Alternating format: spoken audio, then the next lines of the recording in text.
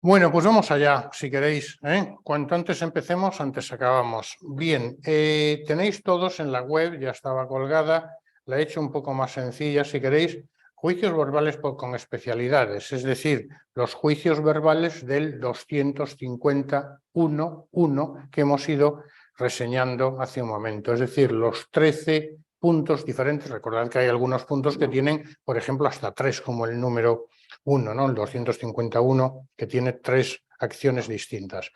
Bueno, aquí entonces tendríamos, digamos, serían los juicios verbales de carácter plenario y sumario, simplemente mencionarlo, ¿eh? Y ya iremos viendo cada una de las especialidades: el juicio de desahucio, el desahucio por precario, la tutela posesoria, la tutela de derechos reales inscritos, el juicio de alimentos, la rectificación de hechos inexactos y perjudiciales, y ya el juicio verbal en materia de compraventa a plazos y arrendamientos financieros. Y veremos también el número 9, que sería, digamos, este juicio verbal ex novo que se introduce para dar posibilidad de recurso a las decisiones de la Oficina Española de Patentes y Marcas. ¿Vale? Lo tendríamos aquí en el número 9, especialidades para la tramitación de los recursos contra las resoluciones que agoten la vía administrativa dictadas en materia de propiedad industrial por la Oficina Española de Patentes y Marcas,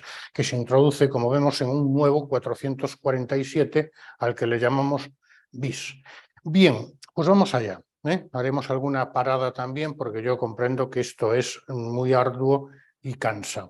Bueno, juicios verbales de carácter plenario y de carácter sumario. Yo creo que no es necesario ahondar más en la cuestión. Los juicios verbales de carácter plenario son aquellos en los que, digamos, el objeto del proceso se ve en su plenitud. Las partes pueden proponer prueba, digamos, lo más amplia permitida en derecho, y el juez conoce del objeto del pleito igualmente en su plenitud. ¿Vale? Evidentemente, la sentencia produce efectos de cosa juzgada y, por tanto, imposibilita nuevamente iniciar un proceso. Todo lo contrario que los sumarios, que como tienen, digamos, limitado el conocimiento del asunto, las partes únicamente podrán proponer pruebas sobre esa concreta tutela judicial que se establece, el juez solo podrá conocer de la misma y, por tanto, no impiden que posteriormente se inicie otro juicio, digamos, recabando pues, la misma tutela u otra más amplia. ¿Vale?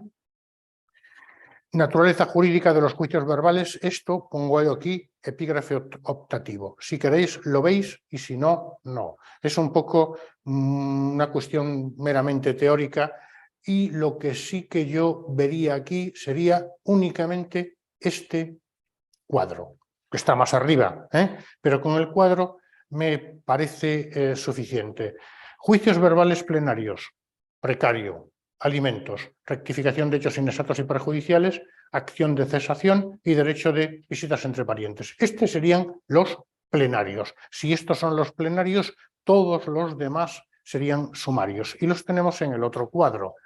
Reclamación de cantidades debidas al arrendatario, desahucio por falta de pago y expiración legal o contractual del plazo, procesos para la efectiva posesión del heredero de bienes adquiridos por título hereditario, procesos para proteger la posesión frente a una perturbación o despojo. Aquí tenemos, si queréis, la ocupación ilegal de viviendas, también en el 251.4, pero en el segundo párrafo. Suspensión de obra nueva, demolición de obra ruinosa, efectividad de los derechos reales inscritos en el registro de la propiedad, materia de venta a plazos de bienes muebles y arrendamientos financieros. Estos serían los sumarios. Muy bien. ¿A efectos de qué? A efectos de que nos preguntan, oiga, ¿en tal juicio es posible formular reconvención? Por ejemplo, ¿no? Entonces, pues bueno, simplemente conocerlos así, digamos, casi de memoria. No vamos a entrar en más disquisiciones sobre esto, porque yo creo que en tramitación y auxilio no merece la pena. Sí que tenemos vídeos colgados en la web donde me meto en profundidad, pero son para gestión. El que los quiera ver, encantado. Bueno, no me voy a meter más. Si acaso ya repetir, ya lo he dicho, no se admite reconvención, las sentencias no tienen efecto de cosa juzgada, ni se produce el efecto positivo ni el negativo de la misma, ya me estoy metiendo en líos, ¿no? En consecuencia, que esto es lo que quería decir, se podrá plantear un nuevo proceso sobre el mismo objeto sin vinculación del órgano judicial que conoce el nuevo proceso, ¿vale? Porque no tiene efectos de cosa juzgada la sentencia. Vale, pues aquí lo dejamos. Muy bien. Entonces pasemos a ver un poco aquellos juicios que tienen especialidades procedimentales. El desahucio. El desahucio, como hemos dicho, se puede fundamentar en la falta del pago de renta y demás cantidades debidas por el arrendatario. El desahucio son al que se acumula objetivamente la acción de reclamación de cantidades debidas, pues son dos acciones: desahucio por falta de pago y reclamación de las cantidades debidas. Recordemos que hemos estudiado que se pueden acumular objetivamente dichas acciones. Y tendríamos otra posibilidad de desahucio. No es que el inquilino deba renta alguna, sino que ha expirado el plazo de la relación arrendaticia, bien porque lo establece la ley, bien porque así se ha establecido en contrato. Y también sería el tercer supuesto de desahucio, pero que este ya es precario, perdón, ya es plenario, precario, es el precario, ya es plenario. Los primeros dos son sumarios, el tercero, el precario, es plenario. Enervación de la acción en los juicios de desahucio de finca urbana, por falta de pago de las rentas o cantidades debidas. Bien, en principio, ¿qué es la enervación? Bueno, la enervación es dejar sin efecto la acción. Es decir, la ley lo que pretende es preservar pues aquel, estamos hablando de finca urbana, aquel inquilino moroso que no puede pagar la renta. Entonces establece dos supuestos en los que bueno, se puede enervar la acción, o mejor dicho al contrario, dos supuestos en los que no se puede enervar la acción, en todos los demás sí, ¿no? Entonces, ¿cómo podríamos definir la facultad conferida al demandado mediante la cual, si él mismo satisface las cantidades que arrenda al arrendador en la forma y en la cuantía que se establece en la ley, puede provocar por una sola vez la finalización anticipada del juicio de desahucio mediante un decreto dictado por el señor letrado, manteniendo la situación arrendaticia? Es decir, por una sola vez, si no paga y pagando todo lo que debe hasta ese momento, se deja sin efecto la acción y puede continuar con el contrato en vigor. Requisitos de la enervación. Bueno, básicamente la enervación de la acción habrá de llevarla a cabo el demandado. Es aquel que en un momento determinado puede, digamos, dejar sin efecto la acción, siempre, repito, que se cumplan los requisitos que establece la ley, por una sola vez. Plazo para el ejercicio de la enervación. El plazo será de 10 días concedido por el acta tras la admisión de la demanda y previamente a la vista que se señale. Es decir, ahora veremos que el demandante tiene que poner en la demanda si procede o no la enervación. Si el demandante pone en la demanda que procede la enervación, el señor letrado de justicia dará 10 días al demandado para que en su caso pague todas las cantidades debidas, incluso las costas procesales, como vamos a ver, excepto que el pago no haya tenido lugar por causa imputable al arrendador, que no es el supuesto más común. Si esto se produce, el letrado dicta un decreto dejando sin efecto, o sea, archivando el desahucio. Así de claro. ¿Vale? Dice, sigo yo diciendo aquí un poco, evidentemente vamos a ir un poco rápido para que nos dé tiempo, ¿no? Si hay discrepancias en las cantidades reclamadas en la demanda, porque dice, para enervar la acción hay que pagar todo lo que el demandante arrendador dice que se adeuda. Entonces dice la norma, en el supuesto de que el demandado arrendatario no se muestre conforme con las cantidades reclamadas en la demanda, debe comparecer ante el tribunal, juzgado de primera instancia, y alegar sucintamente formulando oposición. El letrado de justicia le da 10 días para que realice una de estas acciones. Entonces, si hay discrepancia entre lo que él cree que debe y lo que se le reclama, pues en el plazo de 10 días debe formular oposición y entonces decidirá el juez. ¿Vale? Supuestos de ineficacia de la enervación. Decía yo antes, bueno, la enervación pues, es una facultad del demandado, pero hay dos supuestos en donde no procede. ¿Cuáles serían estos dos supuestos? Uno ya lo he dicho, si ya ha enervado la acción una vez anterior. Es decir, esto lo puede hacer solo una vez. No produce efectos de enervar la acción el pago realizado en tiempo y forma cuando el arrendatario ya lo hubiera hecho antes. Excepto que el cobro, como acabo de decir, no hubiese tenido lugar por causas imputables al arrendador. Cosa muy difícil, que luego veremos el expediente de consignación, etc. Y la segunda posibilidad, requerimiento de pago fehaciente previo al juicio. Es decir, tampoco se podrá enervar la acción si el demandante arrendador dice, hubiese requerido de pago al arrendatario por cualquier medio fehaciente con al menos 30 días de antelación a la presentación de la demanda. Cualquier medio fehaciente es un burofax, por ejemplo, ¿no? Y el pago no se hubiera realizado al tiempo de dicha presentación. Entonces, ¿la enervación se puede realizar? Sí, excepto que se haya realizado en una ocasión anterior y también excepto que se haya requerido con una antelación mínima de 30 días de antelación a la presentación de la demanda y el pago no se hubiera realizado. ¿Vale? Entonces, si están estas circunstancias, no procede la enervación. Y esta circunstancia es la que habrá de consignar el demandante arrendador en la demanda, bajo sanción de inadmisión de la demanda, como hemos estudiado con anterioridad. Bueno, un tratamiento procesal de la enervación, ausencia de oposición del arrendador a la enervación, promovida la enervación. Evidentemente, si el arrendador no se opone porque entiende que procede, el señor letrado dicta un decreto en el que se tiene por enervada la acción. Evidentemente las costas, aunque aquí no lo diga, son de cuenta del demandado arrendatario. Lógicamente enerva la acción, pero paga todo y las costas procesales. ¿Vale? Oposición del arrendador a la enervación. Muy bien, ¿qué sucede? Sucede que a veces lo que el arrendatario dice que procede la enervación, o incluso se realiza el pago y el arrendador dice que no procede. Esto supone oponerse a la misma. En consecuencia, el señor letrado, la Administración de Justicia, tras poner en conocimiento del tribunal dicha oposición, cita a las partes a la vista del 443 para que sea el juez el que decida mediante sentencia. Que dice, por la que declarará enervada la acción, si procede, o en otro caso, estimará la demanda habiendo lugar al desahucio. Esto no tiene más enjundia. La tramitación procesal. Bueno, presupuestos del órgano judicial. Perdón, ya no voy a entrar aquí. Jurisdicción, competencia, yo creo que lo hemos visto con mucho detenimiento y tenemos los vídeos colgados. Presupuestos procesales, legitimación, quien tiene legitimación activa, también lo hemos visto. El arrendador sería el legitimado activamente. ¿Y quién es el legitimado pasivamente? El arrendatario. Postulación, abogado y procurador. Aquí no hay nada que decir. Presupuesto procesal de... Alfredo, perdona, postulación para la enervación también es necesario. Sí. Vale. Sí. Para actuar en juicio de desahucio por falta de pago, por expiración legal o contractual del plazo o por precario. La enervación del precario no procede, pero sí en todos estos procesos del 251 es necesario abogado y procurador, excepto en uno que luego comentaremos. Evidentemente, la enervación, ya lo he dicho, el requisito de procedibilidad del 439.3 no se admitirán las demandas si el demandante no hace constar si procede o no. Simplemente procede o no procede, ya está. Entonces, si dice eso, entonces se admitirá.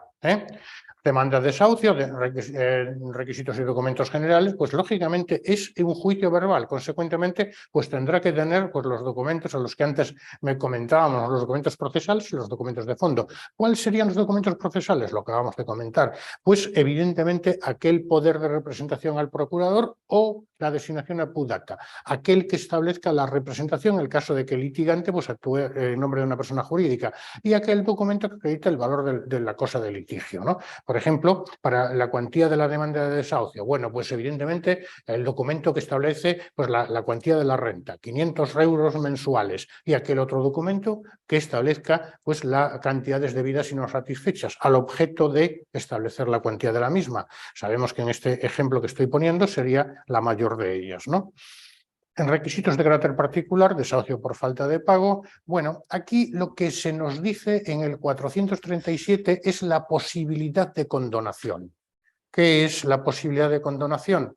Bueno, pues se establece que el demandante arrendador puede, digamos, condonar todo o parte de la deuda al demandado arrendatario si éste abandona la vivienda en un plazo que no puede ser inferior a 15 días. Y fijémonos bien cómo lo digo, plazo no inferior a 15 días. Hay que dejarle al demandado arrendatario este plazo para que se pueda buscar otra vivienda. Muy bien. También podrá interesarse en la demanda que se tenga por solicitada la ejecución del lanzamiento, pero en la fecha y hora que se fije por el juzgado. Es decir, se puede solicitar, todos conocemos el artículo 548 de la Ley de Enjuiciamiento Civil y el plazo de espera de 20 días. Bien, pues en el caso de la demanda de desahucio por falta de pago no es necesario. Para la acción de desahucio no es necesario este plazo de espera, simplemente se hace constar en la demanda y en el supuesto de que evidentemente se den los requisitos, digamos, se procede al lanzamiento en la fecha fijada. Aquí también tendría que decir una cosa. Hemos dicho que en la demanda de desahucio por falta de pago puede acumularse a la acción de desahucio, la acción de reclamación de rentas debidas y no satisfechas. Bien, pues esta posibilidad de solicitud en la demanda de la ejecución solo vale para el desahucio, para el lanzamiento, no para la ejecución de las rentas debidas y no satisfechas. Para esto habría que presentar una demanda ejecutiva de acuerdo con lo que se establece en el artículo 517 y siguientes de la Ley de Enjuiciamiento Civil. ¿Vale? Muy bien. Sí. A ver, hemos dicho que la ejecución, la ejecución lo que supone es lo siguiente. Todo el mundo sabe que para... Un momentito, por favor. Todo el mundo sabe que para poder ejecutar una sentencia es necesario el plazo de espera del artículo 548 de la Ley de Enjuiciamiento Civil, que son 20 días. Muy bien. Además, presentar la oportuna demanda ejecutiva de acuerdo con los artículos 517 y siguientes. Muy bien. Pero en los juicios de desahucio por falta de pago y solo para la acción de desahucio es posible solicitar en la demanda que se produzca el lanzamiento y en consecuencia, si digamos se acuerda así mediante mediante decreto del letrado, mediante sentencia del juez, se procederá el lanzamiento directamente sin necesidad del plazo de espera del 548 y sin necesidad de demanda ejecutiva, pero solo en lo relativo a la acción de desahucio, es decir, se ejecuta el lanzamiento. Si en la demanda se acumulan objetivamente la acción de desahucio y la acción de reclamación de rentas debidas y no satisfechas, para ejecutar la reclamación de las rentas debidas y no satisfechas, la ejecución, habrá que presentar una demanda ejecutiva de acuerdo con el artículo 517 y siguientes. Es decir, lo que está exceptuado del plazo de espera y de la demanda ejecutiva es únicamente, como digo, el lanzamiento, la ejecución del desahucio. ¿Vale? Entonces, simplemente 3 cosas tiene que tener la demanda de desahucio como especialidad. Una, pronunciamiento sobre la enervación. Esto de carácter obligatorio. Y después, de forma voluntaria, puede que el demandante puede establecerse la condonación, que el demandante condone todo o parte de la deuda a cambio de abandonar la vivienda en un plazo que no sea inferior a 15 días. Y esta tercera cuestión en orden a la ejecución. Estas 3 peculiaridades tiene la demanda. ¿Vale? Muy Alfredo, bien. una pregunta. Entonces, si antes de, o sea, en la demanda dice que le condona, dijésemos, le condona pues X dinero o todo, si se va, una vez transcurridos esos 15 días o 20 o lo que sea, si no se fuera, no se podría volver a demandar por lo mismo. Sí, sí se podría, porque ahora veremos lo que sucede, eso lo prevé la ley también. En cualquier caso, sí se podría volver a demandar, bueno, por varias razones. Primero, recordar que este tipo de juicios no tiene efectos de cosa juzgada. Y segundo, la propia ley prevé lo que sucederá si hace lo que acabamos de decir. Es decir, manifiesta que acepta la condonación de todo o parte de la deuda y luego no abandona el inmueble. Simplemente se procede al desahucio. Al lanzamiento, que es la ejecución del desahucio. Vale. Bueno, y tendríamos algunas cosillas más, siguiendo un poco con el proceso, ¿no? Apercibimiento al demandado en todos los casos de desahucio. Y fijémonos que dice en todos los casos, también en el precario, que su incomparecencia a la vista determinará sin más trámites la declaración del desahucio.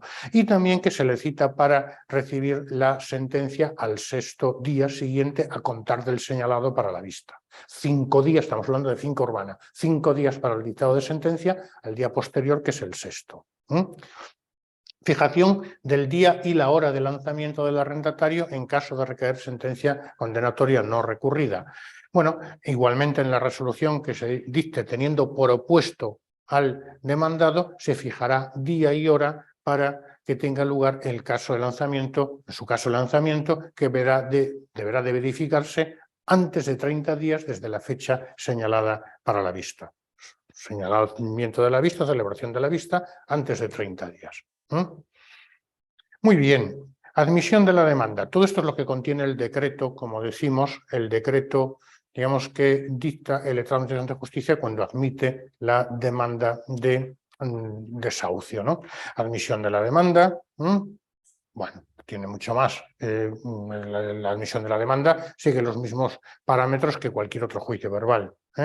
Supuestos de desahucio por falta de pago, yo creo que la enervación ya la hemos comentado, condonación de todo o parte de la deuda, lo pone en conocimiento del demandado, tanto si procede o no la enervación, de acuerdo con lo manifestado por el demandante, si el demandante ofrece la condonación o todo o parte de la deuda, y evidentemente también, bueno, pues le requiere cita para la vista y práctica de lanzamiento. El requerimiento antes mencionado expresará el día y la hora que se hubieran señalado, porque el letrado de la Administración de Justicia, una vez admite la demanda, ya señala día y hora para que tenga lugar la vista y, en su caso, el lanzamiento, ¿no? Paso en la práctica de lanzamiento en el caso de que no hubiera oposición. Asistencia jurídica gratuita, también en este decreto se le hace saber al demandado arrendatario la posibilidad de, bueno, pues solicitar asistencia jurídica gratuita, que deberá hacerlo en los 3 días siguientes a la práctica del requerimiento.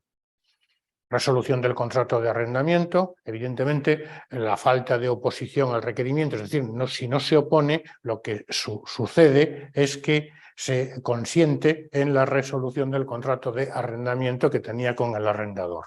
El requerimiento se practicará en la forma que establece de modo general la ley, artículo 161, y también con lo establecido en el 155.3.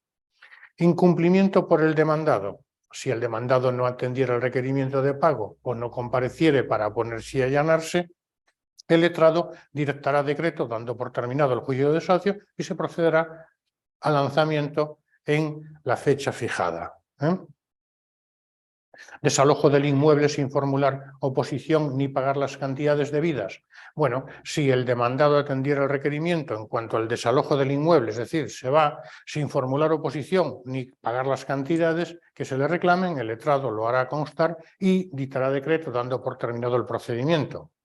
El procedimiento, el desahucio por lo menos ha finalizado, porque lo que pretende el desahucio es el lanzamiento. Si la persona se va voluntariamente, el demandado arrendatario se va voluntariamente, lo que es el desahucio ha finalizado, dando por terminado el procedimiento y dejando sin efecto la diligencia de lanzamiento, excepto que el demandante interese su mantenimiento para comprobar el estado de la finca. Tiene desperfectos el piso, etcétera, etcétera, ¿no? Y dando traslado al demandante para que inste el despacho de ejecución en cuanto a las cantidades debidas y no satisfechas, bastando para ello la mera solicitud. Pero aquí ya sí que, digamos, que entrará en juego lo dispuesto en los 517 y siguientes, es decir, sí que entrará en juego el plazo de espera del 548, etcétera, ¿no? Costas procesales, ya lo hemos dicho, siempre se condena en costas al demandado arrendatario, excepto que pruebe que el pago no ha tenido lugar por causas absolutamente imputables al demandante arrendador. ¿Vale? Actuaciones anteriores a la vista, yo creo que esto ya lo hemos comentado, el derecho a la enervación de desahucio, aceptación o rechazo del requerimiento judicial sobre el anuncio de condonación, esto es lo que antes se me preguntaba, ¿no? En segundo lugar, y para el caso de que el demandante haya ofrecido la condonación total o parcial de la deuda, si el arrendatario demandario atendiere al requerimiento en cuanto al desalojo, lo hará constar y dice atendiere al requerimiento en cuanto al desalojo, lo hará constar y se procederá al lanzamiento en la fecha fijada. Si el demandado atendiera el requerimiento en cuanto al desalojo sin formular oposición ni pagar la cantidad, el letrado lo hará constar y dictará decreto dando por terminado el procedimiento. ¿Vale?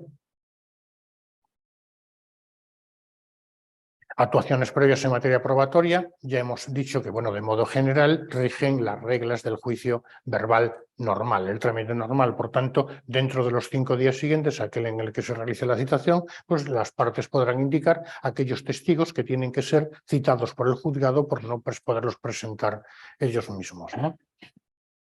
¿Vale? La reconvención, pues ya lo hemos comentado, interposición de la declinatoria. ¿Es posible la interposición de declinatoria? La ley no lo prohíbe, por tanto, sí. ¿En qué plazo se interpondría la declinatoria? En el plazo de los 10 días que, digamos, el letrado de justicia confiere para que el demandado arrendatario realice una de estas acciones que estamos comentando, bien desaloje el inmueble, bien, digamos, enerve la acción, bien acepte la condonación, bien formule oposición, etcétera, ¿no? Interpuesta válidamente la declinatoria, ya hemos estudiado lo que supone la declinatoria, suspenderá el cómputo del día para la vista y se tramitará de acuerdo con el 64 y el 65. En relación con la vista oral, bueno, evidentemente el 443, la vista oral del juicio, es donde se concentran todas las actuaciones probatorias, ¿no? En relación con las comparecencias de las partes a la vista, pues ya lo hemos comentado también. Y simplemente lo que tendríamos es que adaptarlo. Si el demandante arrendador no asistiese a la vista y el demandado arrendatario no alegare interés legítimo para la continuación del proceso, para que se dicte sentencia sobre el fondo, se tendrá al actor por desistido. Si fuese el demandado el que no existe, el que no asiste a la vista, desahucio sin más trámites, ¿no? Recordad, desahucio es el proceso, lanzamiento sería la ejecución del mismo. Límites a la proposición de prueba. Bueno, aquí en un juicio de desahucio de finca urbana por falta de pago, los límites son claros. Es un juicio sumario, como venimos diciendo, por tanto, la pregunta es clara. ¿Ha pagado usted? No. No hay nada que oponer. ¿Ha pagado usted? Sí. Documentación, en donde se acredita. En relación con la enervación de la acción, ¿ha enervado la acción usted una vez anterior?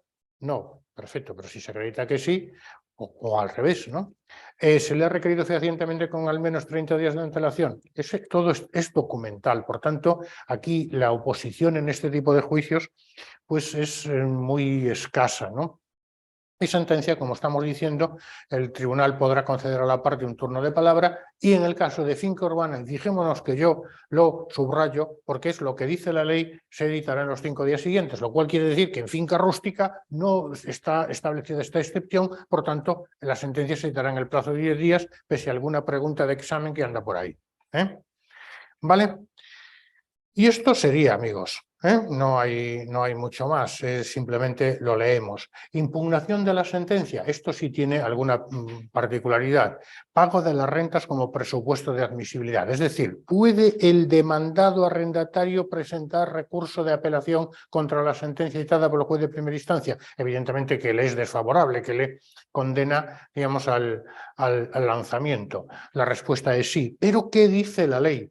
Dice la ley que tiene que acreditar, tener satisfechas las rentas vencidas y las que se vayan generando a continuación.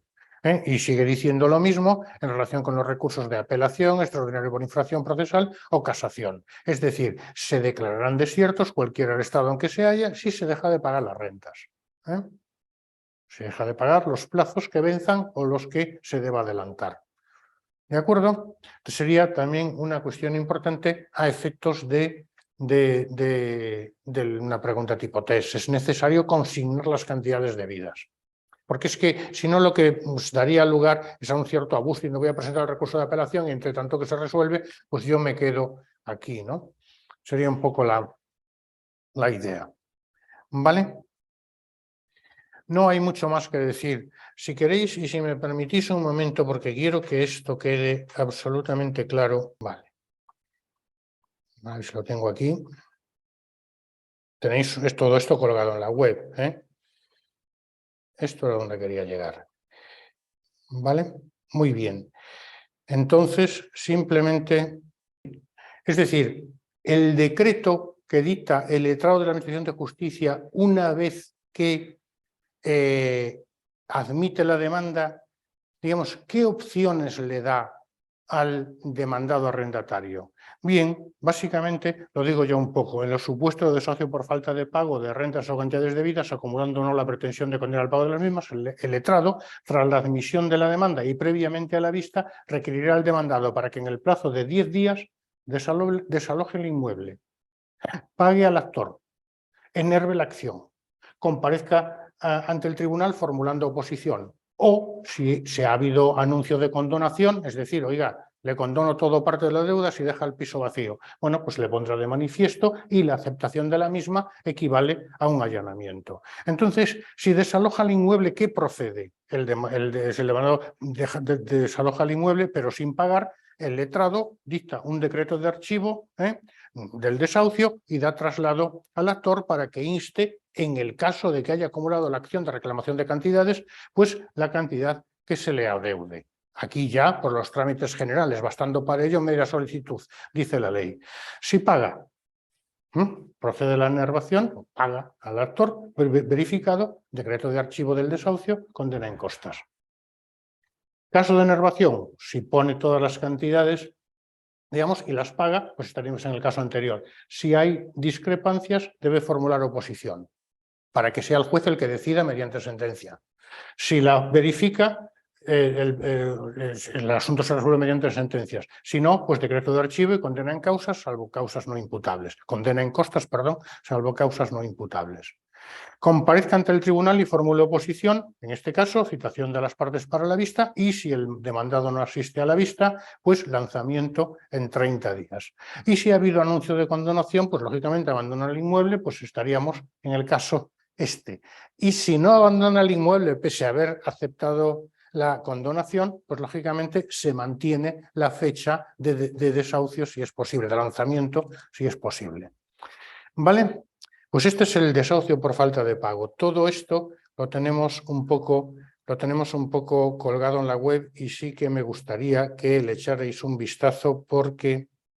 A ver... Vale. Y que le echáramos un vistazo, lógicamente el próximo día, pues si hace falta, como hoy que dedicamos una clase entera pues a estas cuestiones, dedicamos una clase entera pues a resolver dudas o lo que sea. Tenemos test en la web y haremos casos prácticos sobre esto, ¿vale?